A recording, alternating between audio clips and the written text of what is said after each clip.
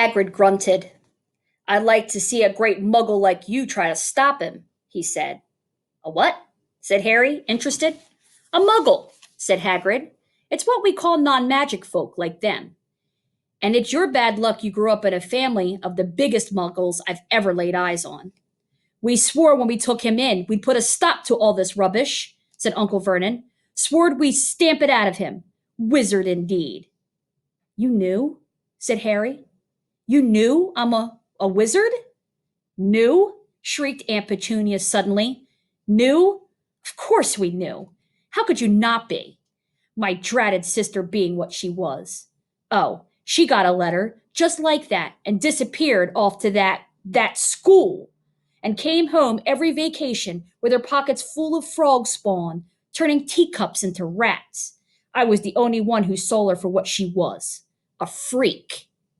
But for my mother and father, oh no, it was Lily this and Lily that. They were so proud of having a witch in the family." She stopped to draw a deep breath and then went ranting on. It seemed she had been wanting to say all of this for years. "Then she met that Potter at school, and they left and got married and had you. And of course, I knew you'd be just the same, just as strange, just as abnormal. And then, if you please, she went and got herself blown up, and we got landed with you." Harry had gone very white. As soon as he found his voice, he said, "Blown up? You told me they died in a car crash." "A car crash?" roared Hagrid, jumping up so angrily that the Dursleys scuttled back to their corner. "How could a crash kill Lily and James Potter? It's an outrage. It's a scandal. Harry Potter not knowing his own story when every kid in the world knows his name." "But why? What happened?" Harry asked urgently. The anger faded from Hagrid's face. He looked suddenly anxious. "I never expected this," he said in a low, worried voice. "I had no idea, when Dumbledore told me there might be trouble getting hold of you, how much you didn't know. Oh, Harry, I don't know if I'm the right person to tell you, but someone's gotta. You can't go off to Hogwarts not knowing." He threw a dirty look at the Dursleys. "Well, it's best you know as much as I can tell you. Mind, I can't tell you everything. It's a great mystery, parts of it." He sat down, stared into the fire for a few seconds, and then said, "It begins, I suppose, with a person called, but it's incredible you don't know his name. Everyone in the world knows." "Who?"